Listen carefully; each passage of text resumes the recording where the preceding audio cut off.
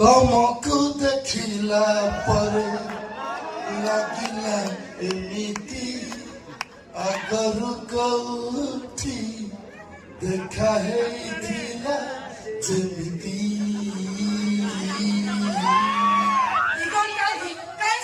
eagle ବାର କି କାମ ଦେଖାଅ କଣ ସବୁ ଆଇଟମ ଆଣିଛ ଟିକେ ଦେଖିବା ଶୁଣ ଶୁଣ ଆରେ ମୁଁ କଣ କହୁଛି ମୋ କଥା ଟିକେ ଶୁଣ ରେଲୱେ ବାଲା ମୋ ଚା ଦୋକାନ ଢାଙ୍କି ଦେବାକୁ ବସିଛନ୍ତି ଚା ବାଲିର ଦୋକାନ ବାକିବ ହାଣିଦେବି ମୁଣ୍ଡ ଗଡ଼ିବ ଗୁଣ୍ଡା ଲଗାବିନି ଏକା ପିଟିବି